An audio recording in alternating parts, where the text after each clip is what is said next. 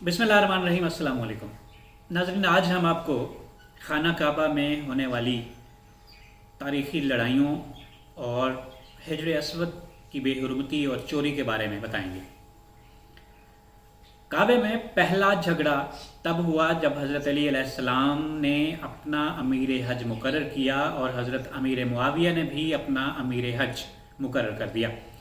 दोनों अमीरों की अमारत पर ऐन हज के मौका पर झगड़ा हुआ, ताहम बात ज़बानी कलामी लड़ाई झगड़े तक महदूद रही, कत्ल गारत नहीं हुआ। लेकिन उसके बाद काबा में कत्ल गारत का एक सिलसिला मिलता है जो अभी तक जारी है।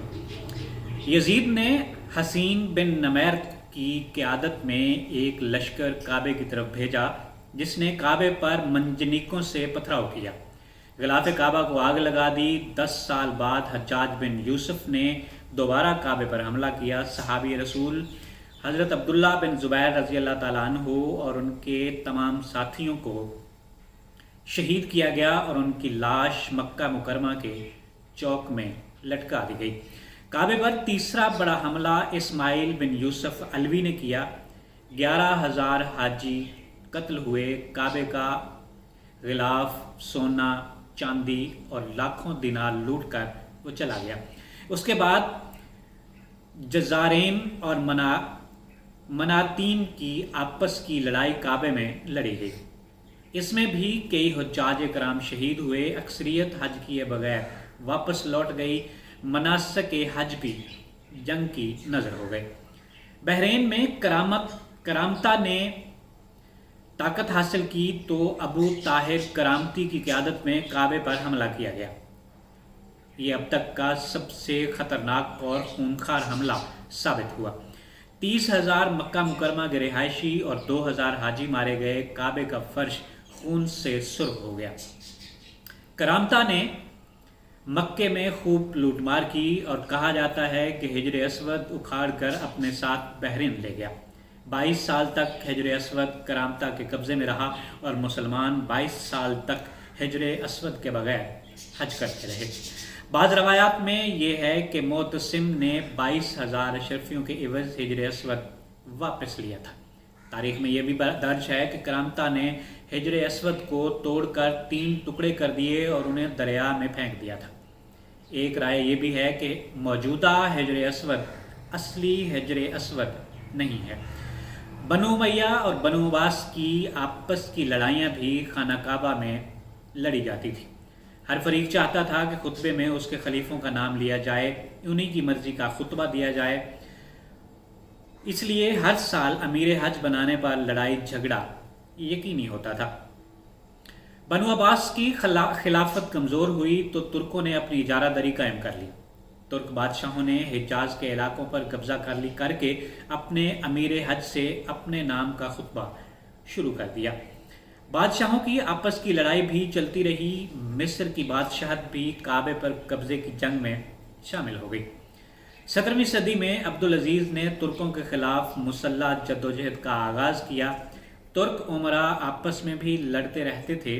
अरब कबाइल की भी आपस की लड़ाइयाँ हर वक्त जारी रहती थीं। अब्दुल अजीज़ ने रियाज तक का इलाका फतह किया।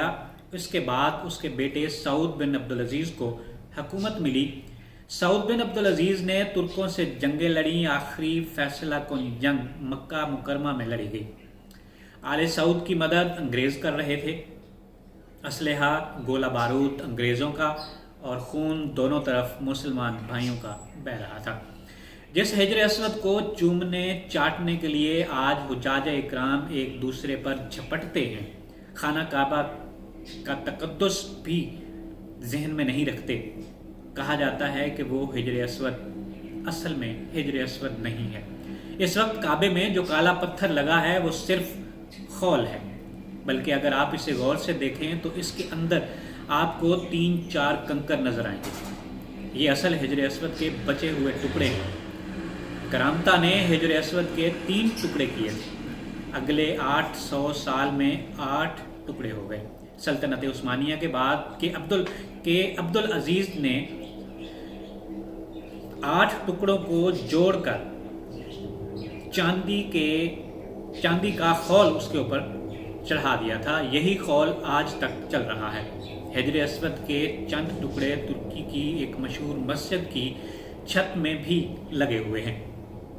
اگر آپ حجر اسود لکھ کر گوگل پر سرچ کریں تو آپ کو مل جائیں گے۔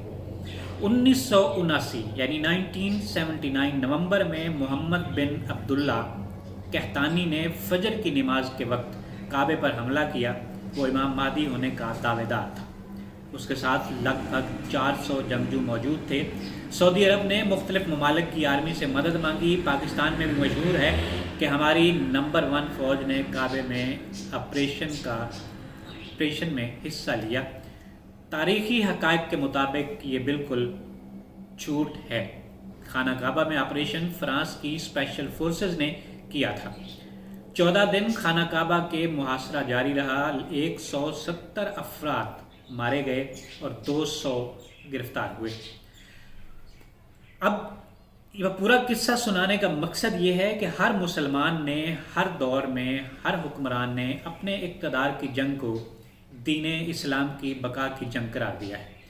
مکہ مکرمہ اور مدینہ کی حرمت کو تاراج کیا، اور آج بھی مسلمان حکمران جہاں کہیں بھی موجود ہیں وہ اپنے اقتدار کی جنگ کو دین اسلام کی بقا کی جنگ قرار دیتے ہیں۔